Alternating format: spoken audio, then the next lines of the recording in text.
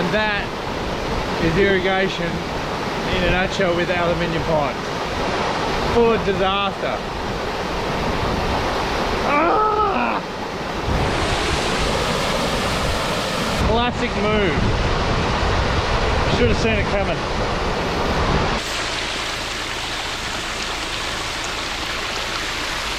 So we have to wait for the pump's been turned off, and now we have to wait until the water is gone enough, because the pipes full of water are really heavy. We're just sit here like 10 to midnight and just wait. Just patiently wait. If you don't want to go to bed, you'd rather sit here and watch this aluminium pipe do its thing. Arr.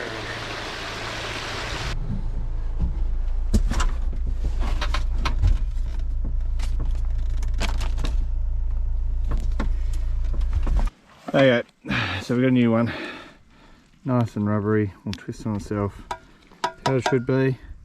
We'll slide that one back in. This old one, yeah, no good. No good. And you can see there's little splits and cracks through it. Must throw that out. So put this back in, like so. There's that little slot that it goes around.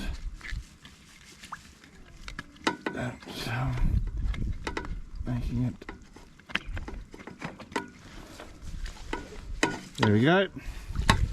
Whoop.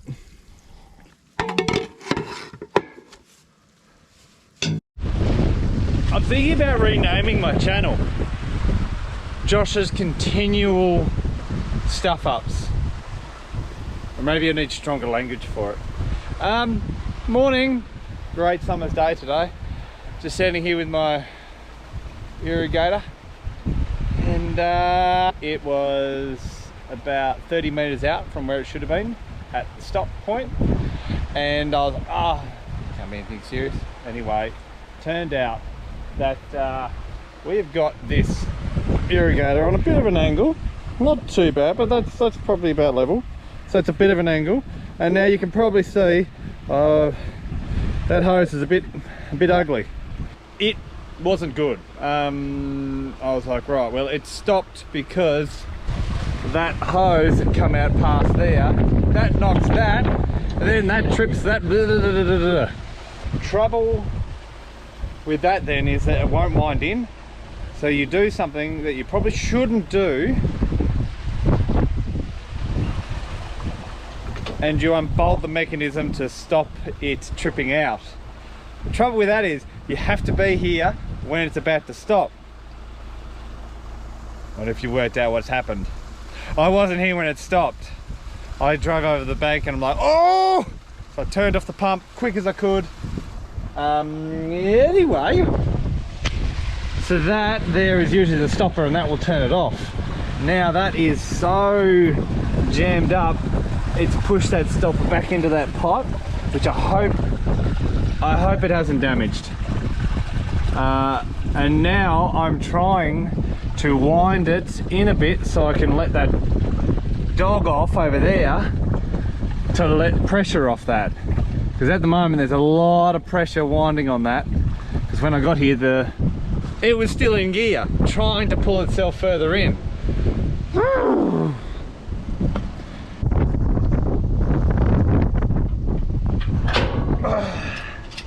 Got it!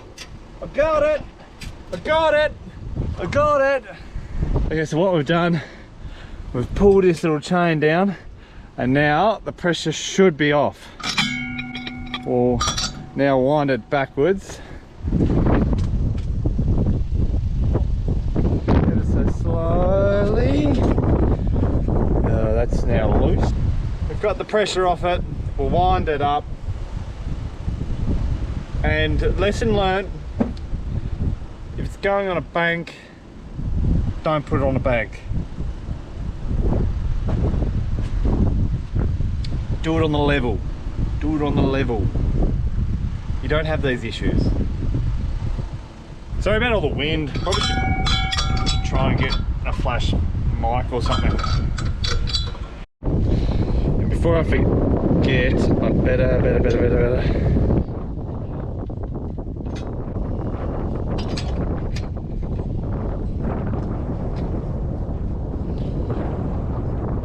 I was very naughty doing that. Don't do that. This is my least favourite job. It's just an all-round calamity show this morning.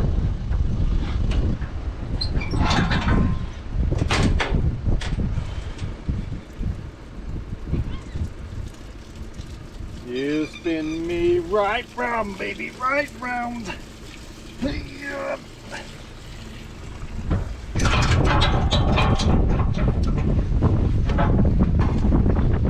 No.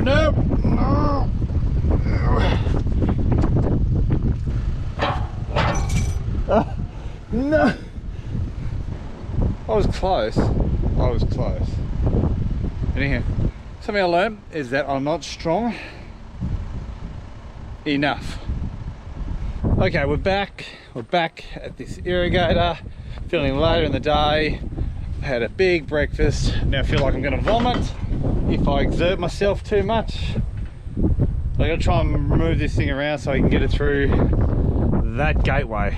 And then swing a little bit.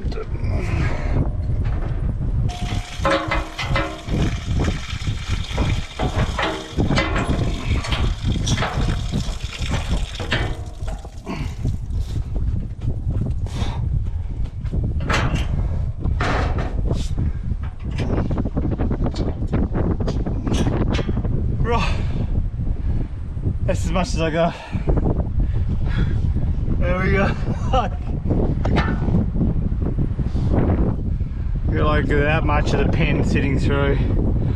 I can't move it anymore, so we might just have to try and maneuver it. Let's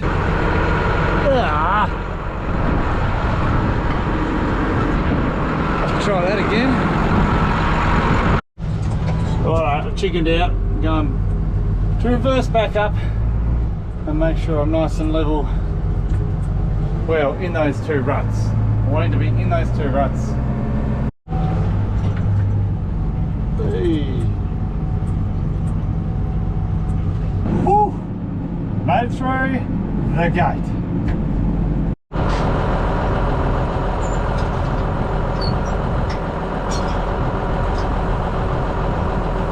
So when going down, that pin's gone all the way through. Didn't need to worry at all. It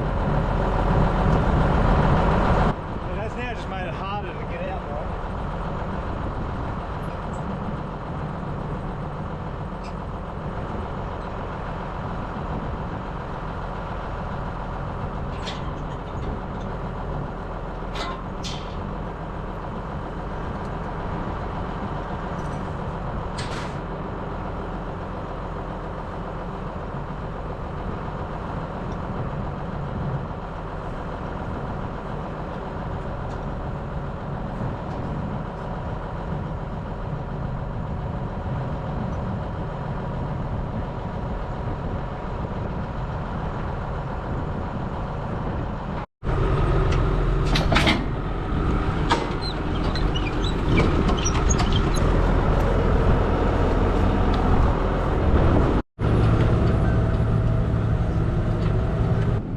Because it wound up so terribly, it's really desired that we pull it out as far as we possibly can, beyond where the issue arose, where it started to get crossed up on the hose.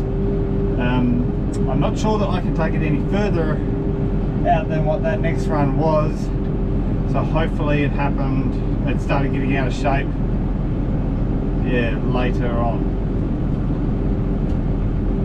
It looks like there's a couple more revolutions before we've got past where it looks a bit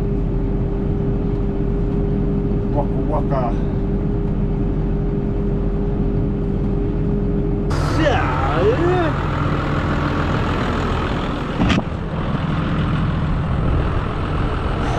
We've gone as far as we possibly can. That's the fence.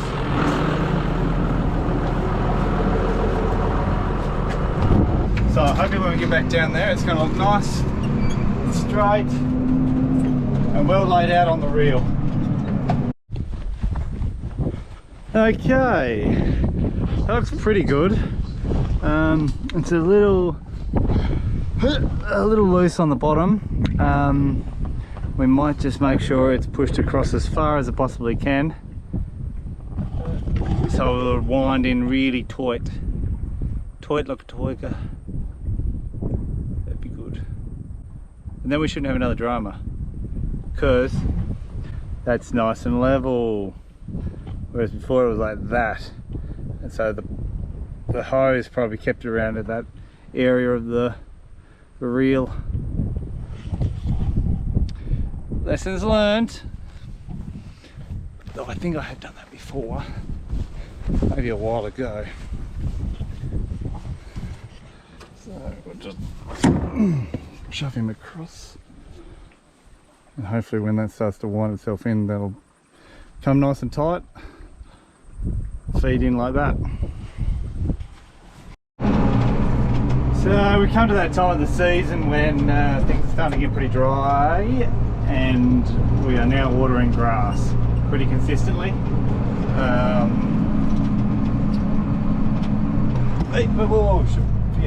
Little update on the poppies. Yeah, drying off. So what happens is that they, when they start to die off, or senesce, whatever you want to call it, they start to change colour, go to this sort of purple mauve sort of colour. They've changed colour, doesn't mean they're ready to go yet, not for a while. Anywho, want to move you? Locked and loaded, ready to go.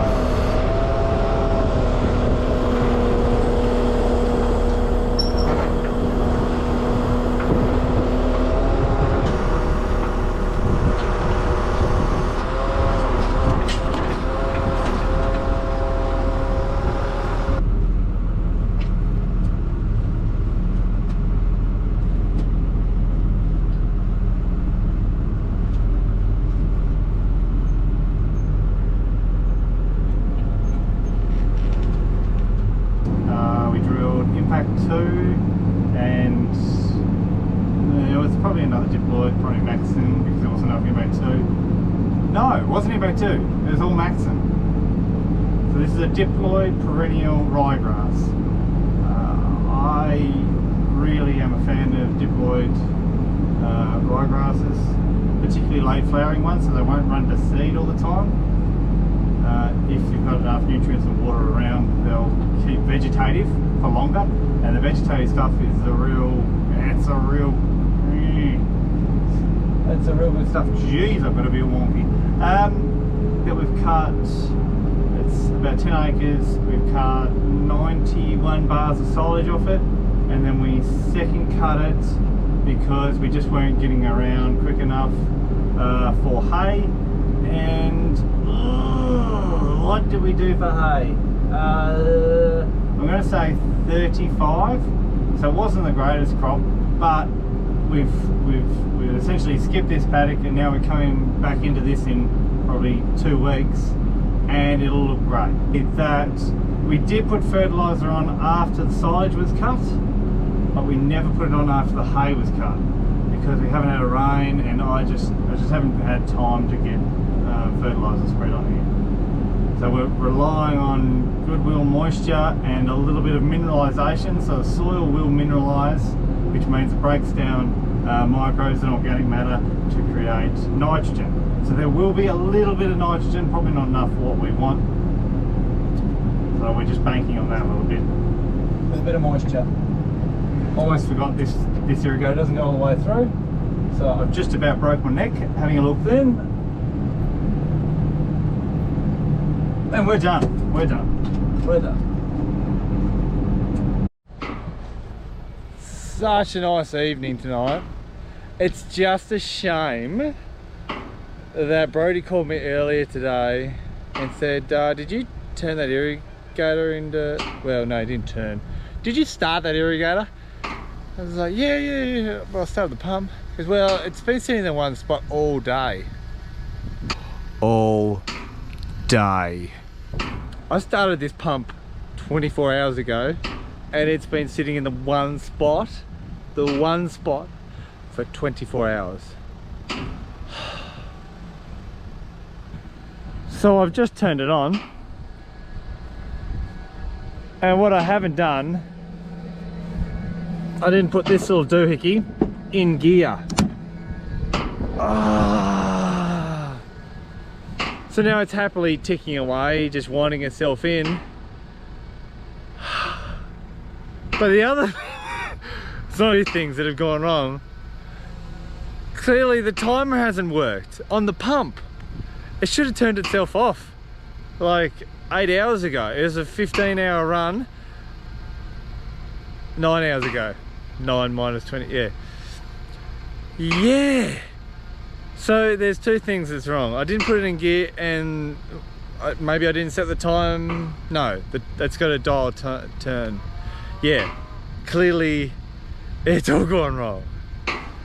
I swear you could make a book of things that go wrong with irrigation. This massive memoir of monumental stuff-ups. I could use more collective words, but it probably wouldn't be appropriate.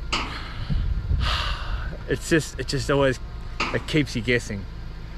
It's not something you need in your life. I can see why some people choose not to be. They choose to be dryland farmers. Probably less stressful in different ways. Another night